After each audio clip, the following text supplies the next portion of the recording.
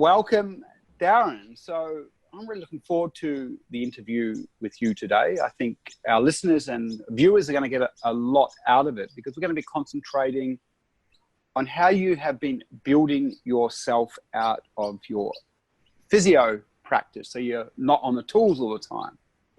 And I know from our discussions that you are quite entrepreneurial, and I'm really interested to see where you're going to go in the future as you build yourself out of the business, because I've got a sense you'll go and do bigger, grander and greater things. So I want to sort of check that.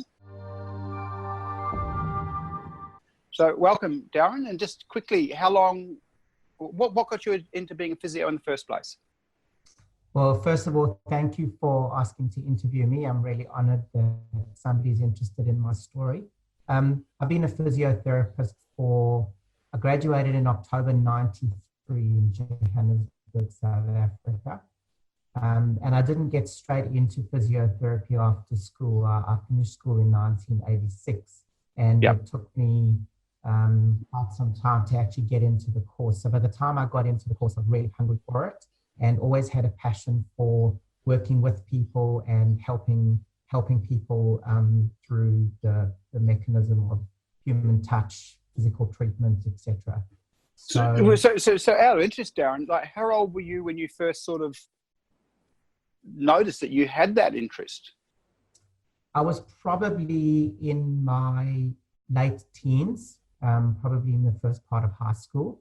I was quite into gym at the time, and we'd get the regular injury, and there was a local physiotherapist around the corner, family friend, and so I would frequently attend her practice for treatment. And I was always that kid that at the family gatherings, all the uncles and aunts would come past, they'd sit down and say, come rub my shoulders because you've got good hands. Yeah. So I think I felt comfortable doing that quite early on. I'm smiling. You can see that. I'm smiling because I think pretty much every osteopath, a physio, sports massage therapist, when I asked them how they got started, it's pretty much the same thing. They were playing sport, had injuries, had a great interest in it. By the way, Darren, the listeners, viewers probably don't know this, but I also have a real profound interest in what you do and what people that work on the body do.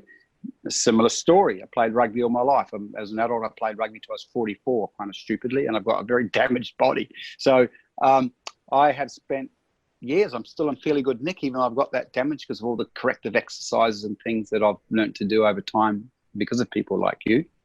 And by the way, congratulations on your country's win in the World Cup rugby. Yeah, thank you. It was an awesome win.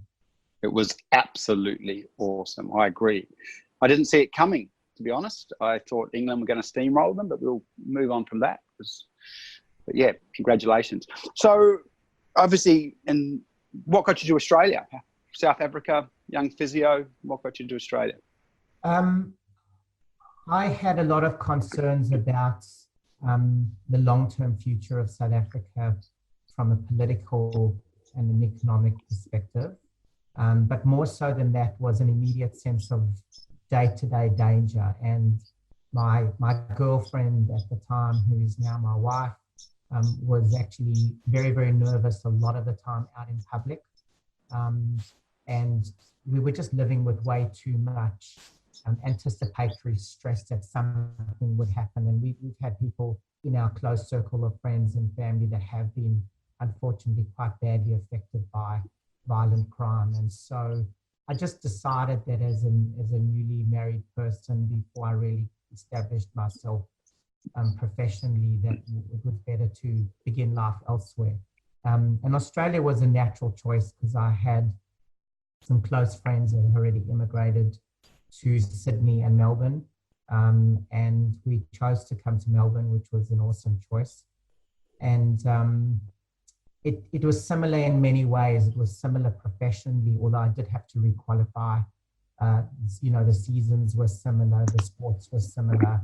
There was a lot of familiarity that made Australia a much more logical choice than, say, somewhere like Canada or the US or the UK. Definitely.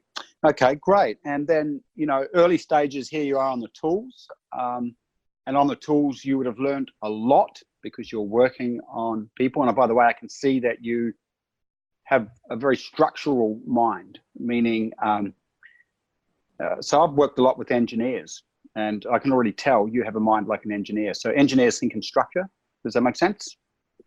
It's funny you should say that, because I've got two sons. One is 20 and he's in his first year of engineering. And my youngest son finishes his VCE next week and he is applying for engineering.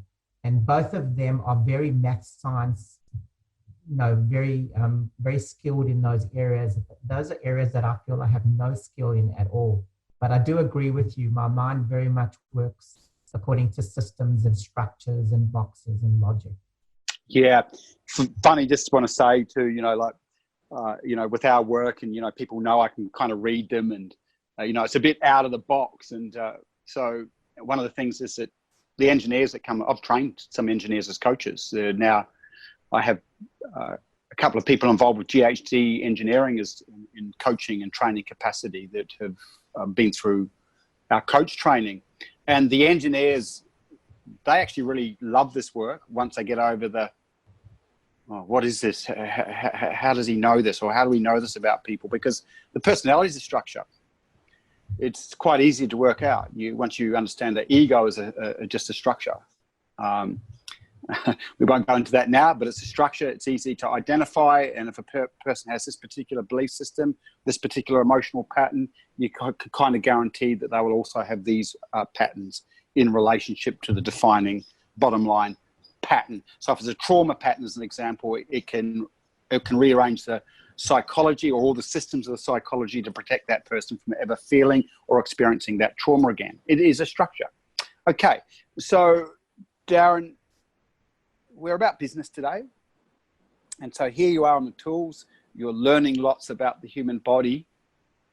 When did you decide that you wanted to get off the tools and work on your business, or in our model, what we call start to move into conductor, where you're not a resource in the business, but you're a controller of resources, which is, of course, an entrepreneurial step.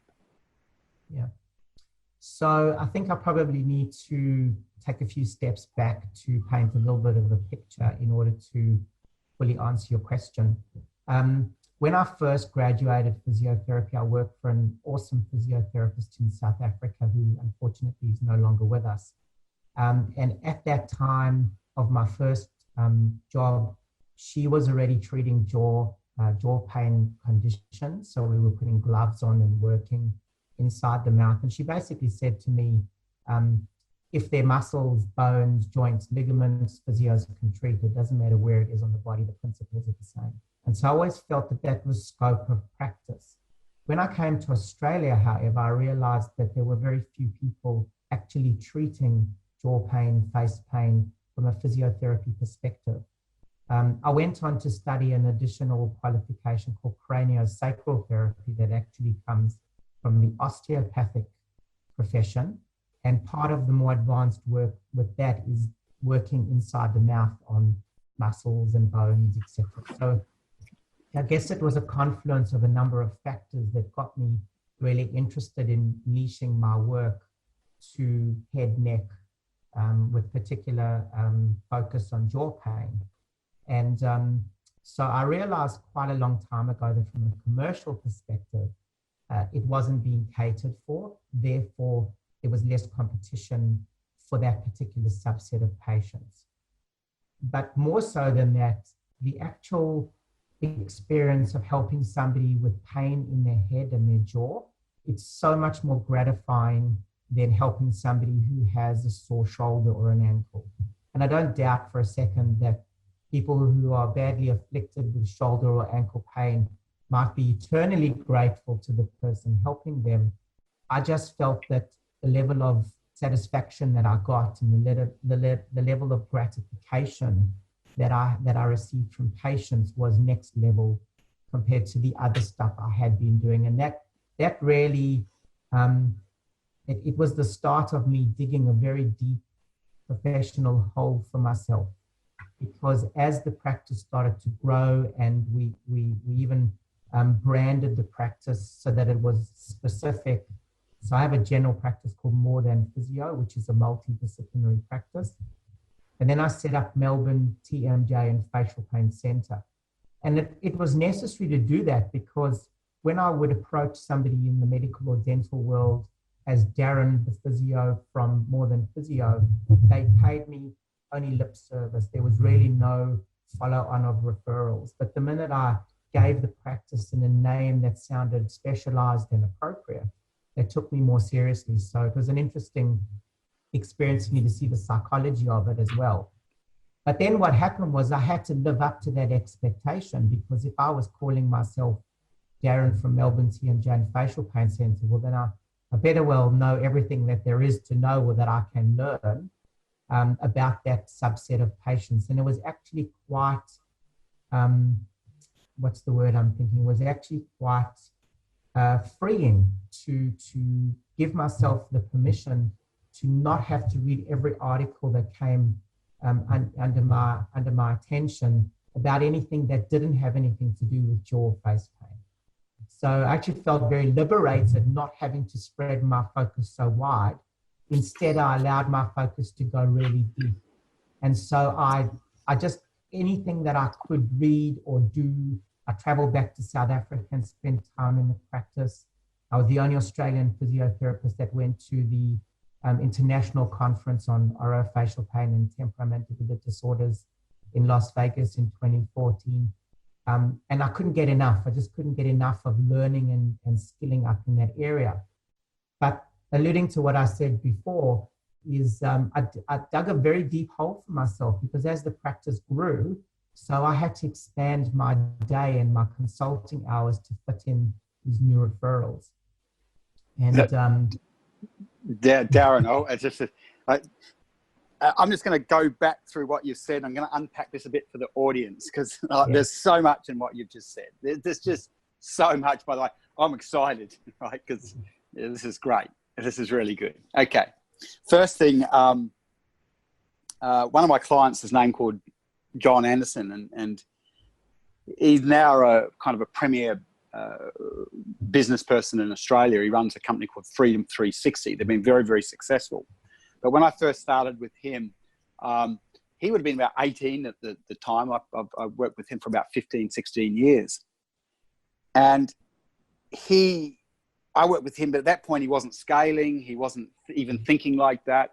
He moved into a niche as a copywriter, and he really, really became a top copywriter in that niche. And in his words, he's very thankful for what him and I did together in the early stages, because he, like you, and we're going to get into this in a second, was able to charge more than he would if he wasn't a specialist in a niche. But as he said, he became a victim of his own success, which is what you're talking about. And I'm just going to bring this back a little bit, because there's two, I reckon, a couple of important business lessons here. And there's a psychological lesson here. The first thing is, I actually go to the psychological aspect first of all, because when you're communicating, I can see, and I just loved when I could see this, you've got the practitioner part of you, and the practitioner part of you loved learning the special information about this niche. So when you talk about it, there's a joy in that.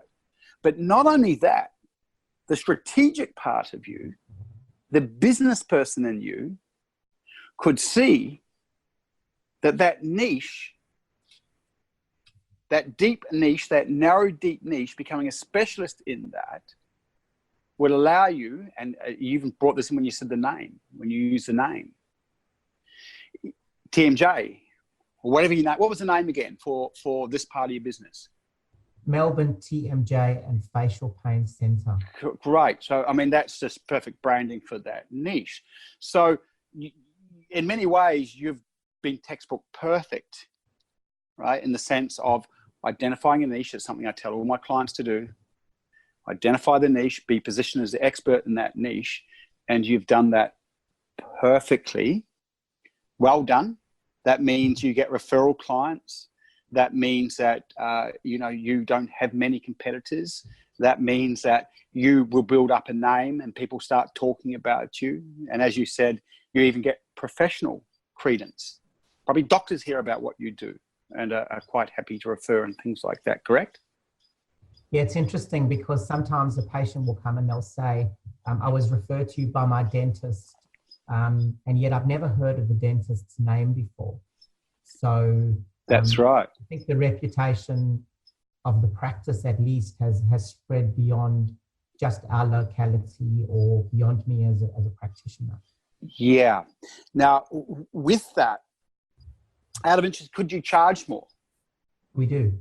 Yeah, of course. So again, that's just a key lesson that I'll always teach my clients. And one of the things that we always communicate about is what you want is niches that are high need niches, high need niche, and a specific niche is a high need niche where the high need niche has access to dollars. Okay, and we can bring it down to a pretty simple metaphor in a way.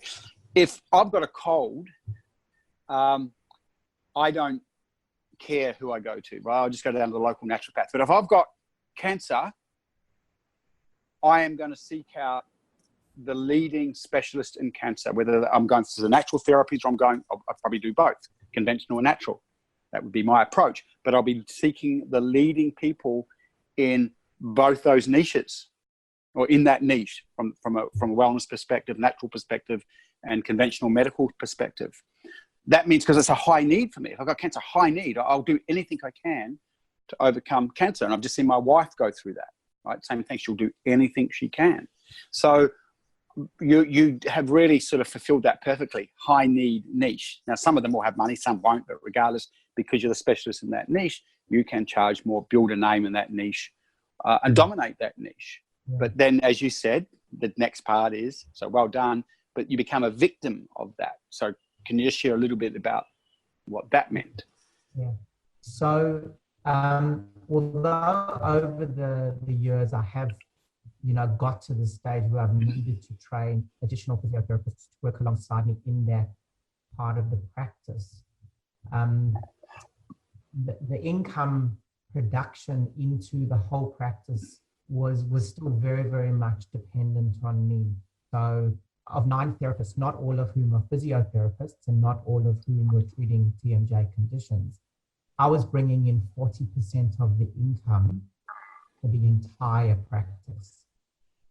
And the 60% being generated by the rest of the team wasn't, unfortunately, enough to meet overheads. And so I was in a very tricky position because I literally relied on my personal exertion, being patient consulting, to actually keep the doors open in the practice. And out of interest, Darren, so that's incredible, 40%, right? And you've got 9 other team members, but you're bringing in 40%.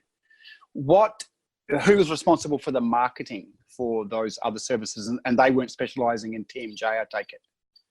No, so that included remedial massage, clinical Pilates, general physiotherapy, exercise physiology. And so to answer your first question is, I was the one responsible for the marketing. I was the one where the buck stopped for everything, but I had absolutely no time to do that because up until I started this journey, I was literally consulting 60 hours a week.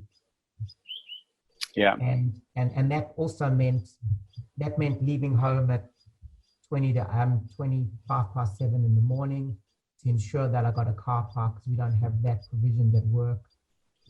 So fighting for a car park, meaning needing to get here very early. And on Monday to Thursday, only getting home between 8:30 and 8:45 at night. Now, great. I just want to slow that down again for the listener. This is really important, or someone that's watching it. So we've coined the term a victim. Darren's a victim to his own success, because the more successful his marketing, the more well-known he becomes, the more clients he has. And the moment he has more clients, he now has no time to run a business, to do the marketing. He has actually been taken out of the entrepreneurial game. And at this point, for a lot of people in your industry, Darren, so people that have got into a business that is practitioner orientated, and practitioners are passionate people about what they're doing to serve clients. That's what they got into it in the first place for. Yeah, they wanted to make money, but all you guys and girls that do what you do it because you love to help people. What I've seen often at this point, and by the way, it's usually at this point where someone like myself gets involved to sort a business out, because the business has had some success, but as the owner gets more trapped in the business, cash flow gets reduced because marketing's not happening.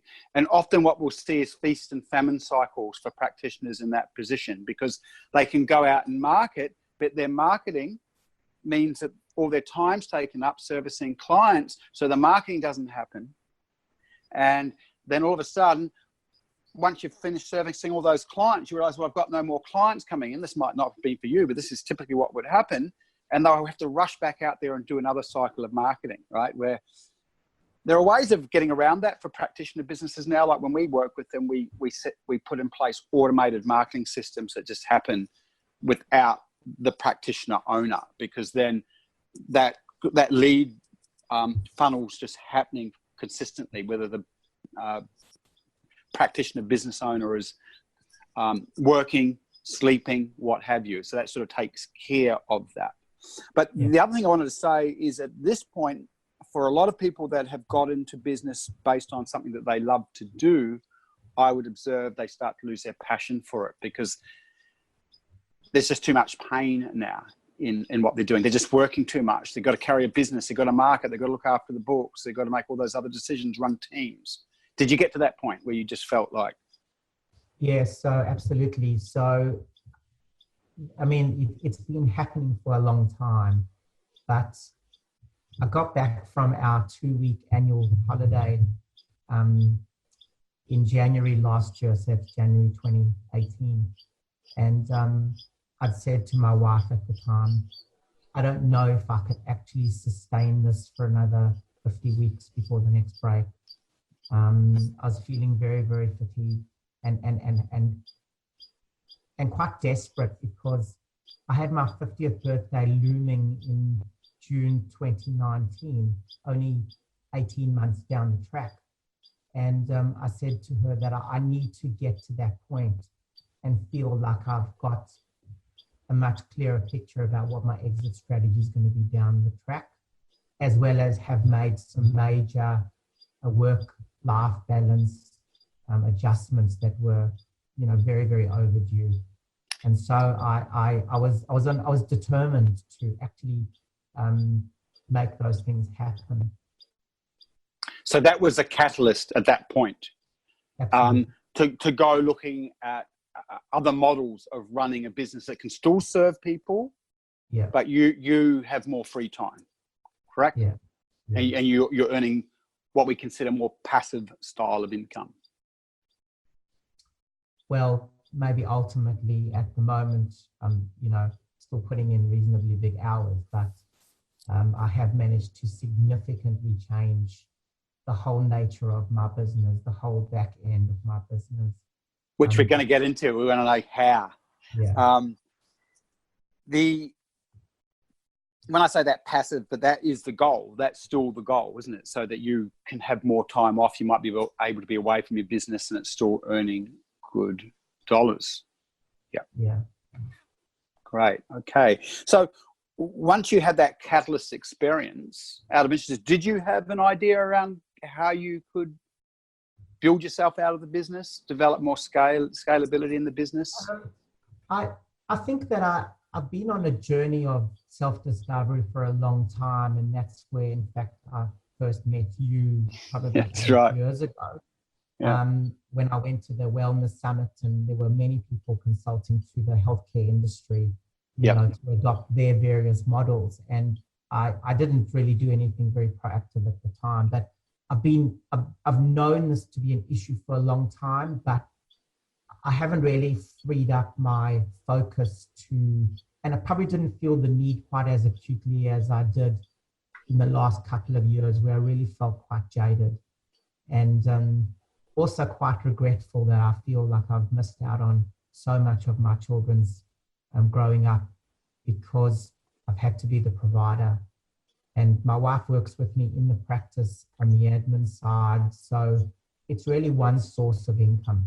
And the buck stops with me. So there was that overwhelming sense of responsibility to be that provider. And I knew that if I put myself in the diary, I would get the bookings. So, it's easy to feel like you're fulfilling that responsibility. And that's something that I'm still needing to come to grips with as I've come off the tools more and more and facing the eventuality of completely not consulting. I have to completely change my sense of self-worth. Correct. Because on the one hand, I feel good about how many people I can help. That fulfills my need as a person, as a professional, as somebody here to leave some kind of footprint. But also on the other side is to be the provider for the family. But it's come at a really big cost, a time and a focus cost that I have unfortunately made, not being as present as I could have been. Yeah, a couple of things I want to say to that. I was at I had a party, just a small party, probably about 5 months ago, and I had some really good people at the party. And one of the ladies said, "I want to talk about the silent epidemic." And I'm like, "What's that?" And she goes, "No one talks about the pressure men feel to provide." And anyway, everyone was drinking. Everyone was drinking, and she had about 2 minutes, and someone else took over the conversation. But I just remember that struck me. I went away from that thinking about that, and I thought it is something that's not communicated about much. Mm-hmm. And especially in this day and age, a lot of the female challenges and issues are communicated about for good reason. But what you're talking about, it is that weighs on men's minds. Providing for their family, the responsibility of providing for the family. The other thing I want to say that I've observed with you, and this is true for a lot of what I'd consider good-hearted people that get into business, there's a problem. So if you're a pure business person, and fortunately I've worked with a lot of pure business people, and I like that because I've learned a lot from them. A pure business person goes into business from the perspective of, and this is generationally wealthy people, which I've been fortunate to learn from. They can still be good-hearted, they still want to serve clients, but they go in with the concept of building a business, right? Building a business separate from them, okay? Whether that's a watch business that makes watches, right? It's all set up from the start to run without them. That's what they do. A practitioner, they're already set up to undermine themselves on a business level because they come into business loving helping. And so what we'll see, and I've already seen this in you today when we're communicating, you have a practitioner self, and your practitioner self feels it gets the most, the greatest intrinsic reward from helping the person that's right in front of you. Okay, the business, yeah, you're getting it. The business part of you, so that part can win out and the business part doesn't, and then you'll suffer on the business level, and then you'll suffer on the family level. So oftentimes the internal conflict for someone like yourself, or someone like me, is how we navigate those parts of us that get this intrinsic reward from serving the person in front of us. That traps us, and that's not good for business, and that's not good for family. And coming back to what you're saying, so when you start to make the shift, it's actually a strong psychological shift, and you've got to inspect yourself and see yourself, because what you'll tend to do is want to go back and be with people rather than building the business. Because building the business means, well, I'm not getting any intrinsic reward from people. But the truth is, your business is maybe helping more people. Absolutely. Out of scale, right? So the more successful you are as a business person, I can see you smiling when you get that. You actually help more people, but you don't feel that in the same way. Yeah. Right. And this is what I often see will drag a practitioner back into Yeah. and undermine what they're actually trying to achieve from a business perspective. Does that make sense, Yeah. Darren? Yeah. In fact, in my conversation with Daniel, who is the one of the owners of the organization that I have managed to achieve this limited success with. When I say limited, I don't mean that in a negative way. There's a lot more to still do. But the very first question he asked me in an interview or in a phone call was, how many people can you currently help? And I said, well, probably 90 to 100 a week of half-hour appointments. But that's the problem, is that I'm killing myself in the process, and I need to find a solution for this, for this lack of balance. And he said to me, how many more people do you think you could help if you taught others to do things the way you do them? You don't have to be the person actually physically treating that person in order to be providing help to them through a team of people who you can train and mentor. And although I've kind of known that on some level, it was a real kind of table slap moment for me, or penny drop moment for me, to realize that that can be the only way forward. But making that happen that's easier said than done. And as you say, learning to adjust my sense of self-worth and recognize it in other ways rather than have to physically be treating that patient. That's the hard part where I'm at now, because I'm now having those conversations with my patients with, today's the 7th of November and my last day on the tools is the 23rd of December. So they actually cut back significantly in just 18 months. But now this is where the rubber meets the road, because people are starting to say, but you'll still see me, won't you? You're not going to abandon me, are you? I've been coming for so many years and I've been loyal and nobody treats like you do. And you can see, I love this. So this is the hard part. Yes, I like it when you said this is the rubber meets the road. You got to walk your talk. I love this. I love this. This is textbook. I love the guy's questions, by the way. Very smart that he asked you that, because that was smart. Okay. You can see I'm jumping up and down here. I find this subject incredibly intriguing because, again, the principles of building yourself out of the business are actually really simple.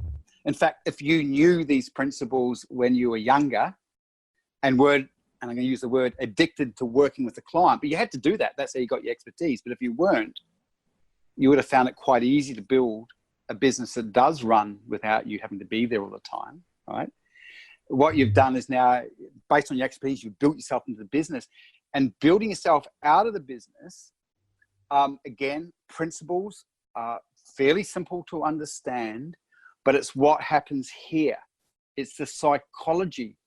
So in that, so if we break this down, I'm going to just go to another example here. So I worked with it would have been about 10 years ago, a superstar salon owner, hair salon person. Okay.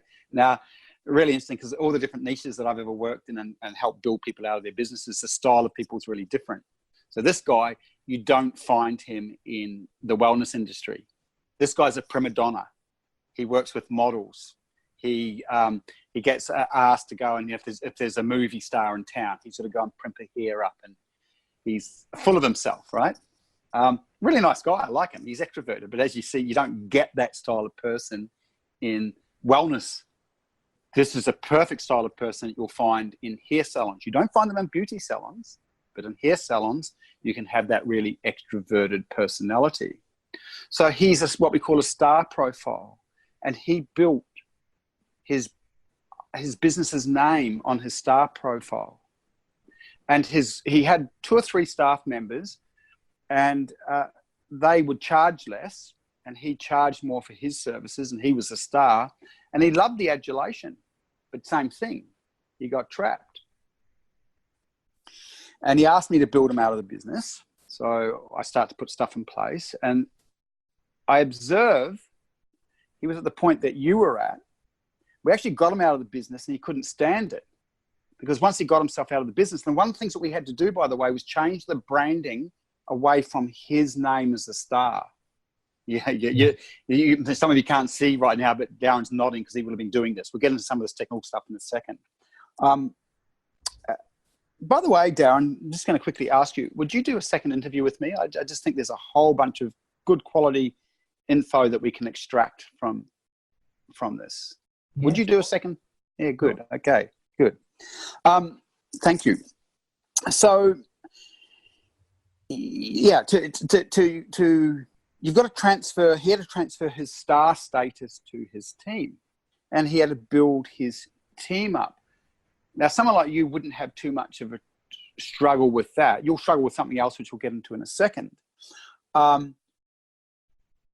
he struggled with that because his ego had spent so many years being adulated that in some secret way on an unconscious level, he actually wanted to undermine building his team up. Because he felt, well, if I build my team up, I'm not the center of attention, right? So not only that, but we'll go to the next thing, which is something you may experience. So in the handover, first of all, building the team up, yes, I would get him to say they're better than me, right? Well, they're actually better than me, which he found really hard to say. But in the handing over of clients, he had to address what you're just talking about. But you're the best, you're this, you're that, and they're attached to you. So what I observed with that was that he was also guilted. So the clients would guilt him into not leaving them. Now, when I say guilt, and this is really important, I've addressed this myself, by the way. So clients can make us feel like we're the only ones that can help them. Does that make sense, Darren? Yeah. And if you've been treating clients for a long time, that's probably how they feel. And so when you have to start backing away from them to hand them over to your team, it's a hard thing because, well, you're the only one. You're the only one. You're the only one. And that's another psychological thing to get. Well, am I? Maybe I am. And I think this is ego oftentimes. And we have to see that. Yeah. Because if you're moving to a more business disposition, you just don't need that ego because it undermines what you're trying to do as a business person. Does that make sense, Darren? Yeah, totally. And what we've done is, well, first of all, in my training of my team, and this was a very early part of the journey that I undertook with this organization, which I've mentioned the name to you before. It's called Clinic Mastery, and it's just allied health related. So they don't work with anyone outside of allied health, and they're all business owners in their own clinics that have done this journey. Yeah. So what they said to me is, if you are wanting to start reducing your hours, you need to make sure that you have proper induction and training systems in place that are consistent, that there's a system. And I'm being very focused in on systems and very logical and structured in the way that I operate. I've basically created a replicatable training system, which includes videos for everything, so that I can consistently give that training experience and keep it as close as possible until I decide to change it. And so what the line that I've taken with my patients is, those more difficult ones, is I've had the physiotherapist that I feel is most appropriate sit in and shadow me on a treatment, and have offered to then sit in on the first treatment that the physiotherapist performs for that same client when I've had a more difficult situation where people have felt like they're being abandoned. But what I've said to the patients is that I've made my skill set redundant. I've taught everything that I know to these therapists. What they don't have is my years of experience, but I spend 1 hour every week with each of them, mentoring them. And that's what I can now bring to the team and to the practice, is that I can support these therapists if they can become great therapists in their own right, but with the structure of treating in a fairly consistent way, so that experience of treatment, when people come and see somebody new, or if they can't get in to see me even in the interim while I'm still here, they're not going to be faced with a completely different experience, which is the whole kind of E-Myth, the whole E-Myth book. Yeah. Way back when. Yeah. Darren, I want to unpack what you said. There's just so many gems in what you've just communicated. Absolute gems. Okay. So, first thing, I loved how you communicated about how you built your systems out and your what you call your induction, your training. So you've actually, by the sounds of it, built your training system out based on video. So even your training can run without you being there. Is that correct? Somewhat, yeah. Smart. Okay. So for those watching, what were you going to say, Darren? Sorry. Before a new therapist comes in, I will make the training spreadsheet available to them and say, follow through the steps. It tells you what the key objective is, what the indicator is that you've understood it, and then watch the attached video. So all the heavy lifting is done. I still spend hours upon hours with them, one-on-one, shadowing me. I really invest so much time and energy into them. Yeah. Which was what feeds into the fear then of, well, somebody can take this and compete with me. Well, I'll address this straight away, actually. I want to address this just quickly. What Darren's pointing to, and we'll probably get into this in our second interview. We'll probably really dig deep into some of this stuff. First of all, he's creating what we call a mini-me model. So a mini-me model is Darren is training more Darrens, right? So that they can service the clients.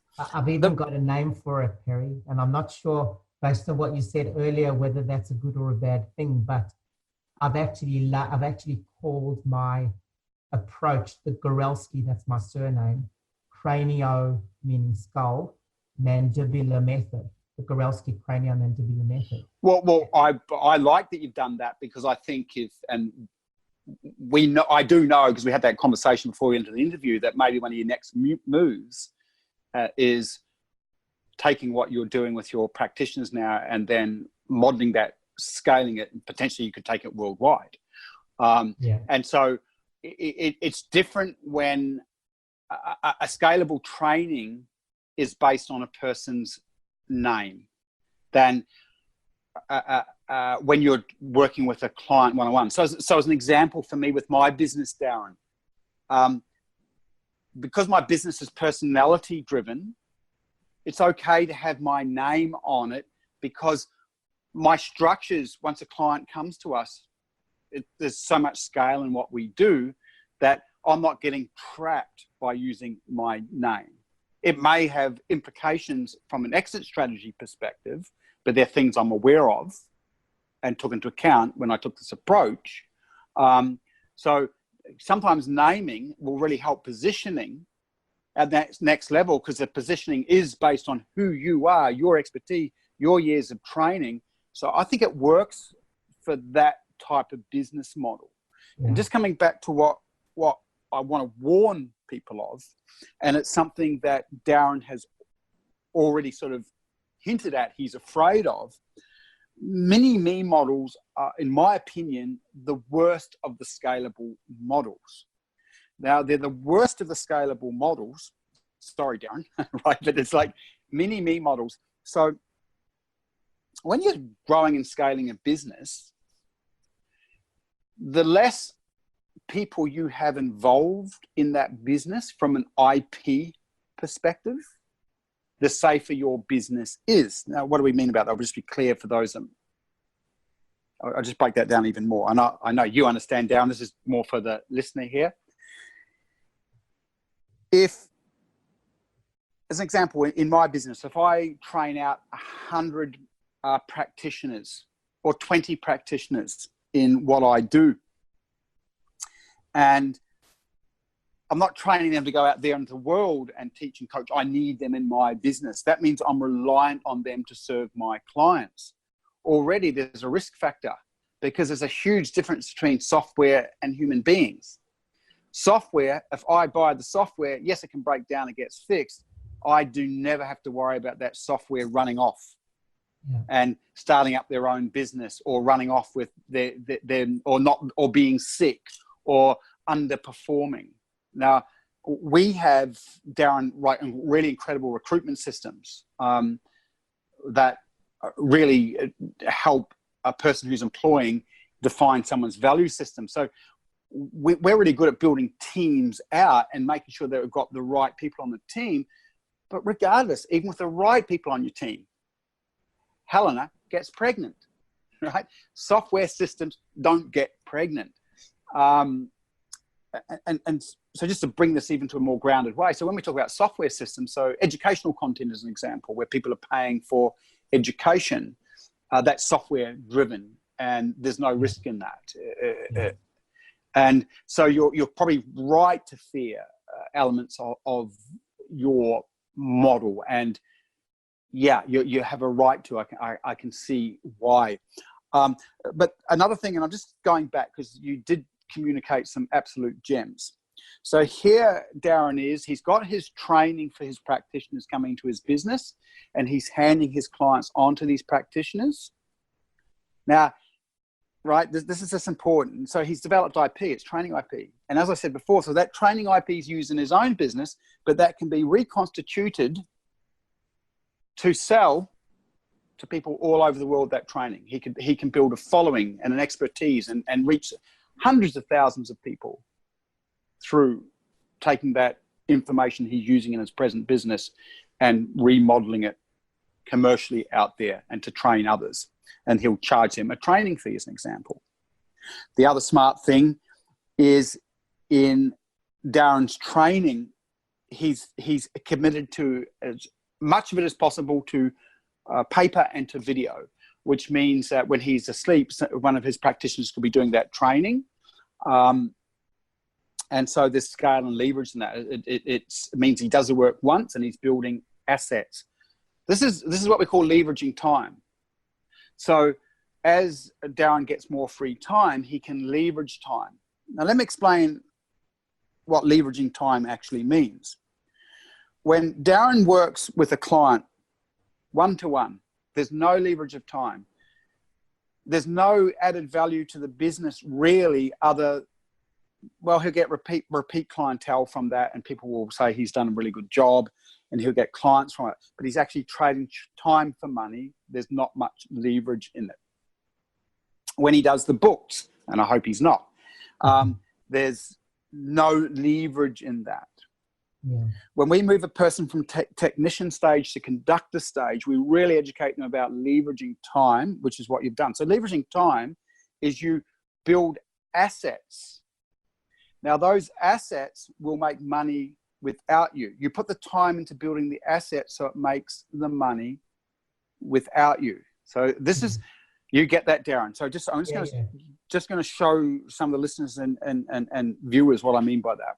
So as an example, I'll bring myself in here, a webinar. If I spend 5 hours developing a webinar, I've got a webinar out there at the moment that's lead genning for me, and it lead gens for me when I'm asleep, when I'm awake. That was leveraging time because that's an asset that keeps producing for me.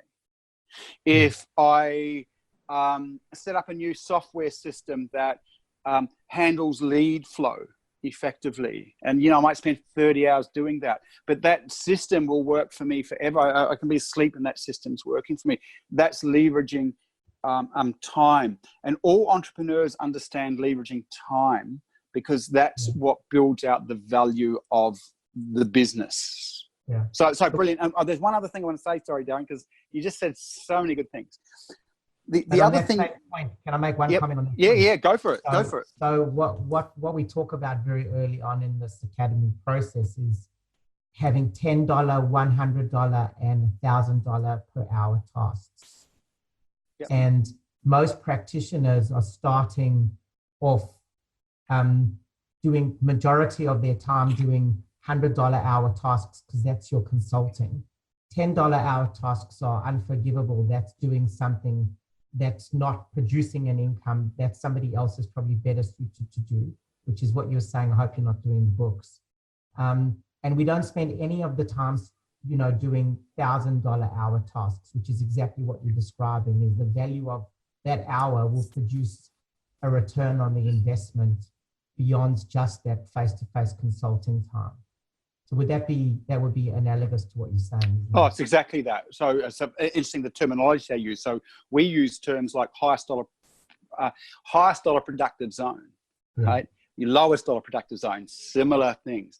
The other brilliant thing that you said before, which I loved, is how you're able to package your story to hand the clients over. So as an example, these guys have been trained by me. These guys, I've spent hours and hours building their skill sets up. This is what you're able to tell your clients that are wanting to hang on to you. Yeah.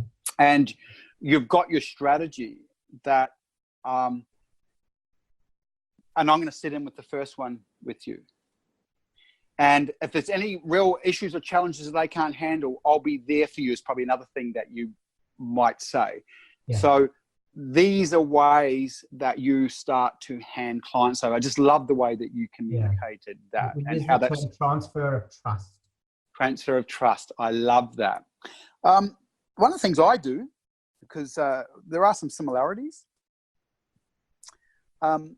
My team, who are really adept, like yours, really adept at what they do.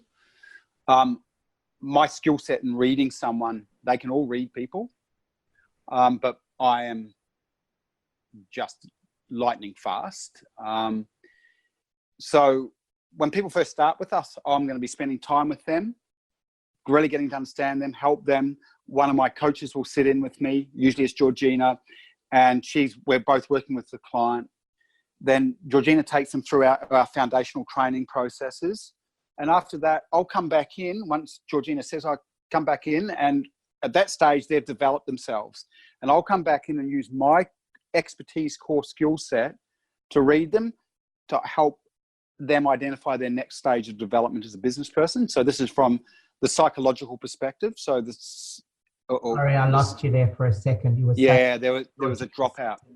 Yeah. There was a dropout. I'm just going to come back to, And so in doing this, same thing. It's a transfer of trust. And I still get to use my core expertise, which I enjoy doing, and it really serves the client and really serves the coach. And then the coach will work within that next developmental phase, which I've helped identify quickly with my ability to see what's happening for that person. Yeah. And in that, I also still like that because we are a human-driven business, and I have a huge interest in my clients. So I still get to touch base with my clients that I'm working with in group format every week, that I'm training every week, but I get to spend that time with them, and I get to know them as people from a patterning perspective. And that helps me get that fulfillment that you're talking about from my practitioner level as well, without being bogged down. So we've worked out how to use all our core skills to get the most for the client. Yeah.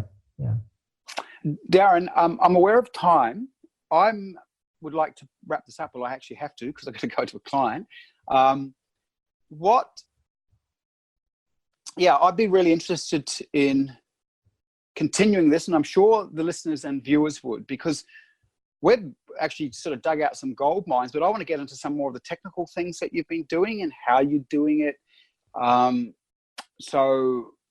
like to do this again, and as soon as possible. I mean, if you can make next week, same time, I'd be really keen. I just have to check my scheduling, because I have all my mentoring with my physios back to back the whole Thursday, and I rescheduled something for this morning. So I've just got to see if that's possible. But otherwise, we'll just find another time that works. No problem. Look, I really, honestly, from the bottom of my heart, I really enjoyed working with you today. I just, it's just fantastic. And I just think that the listeners and viewers will get a lot from this. So, thanks a lot for taking the time to do this today.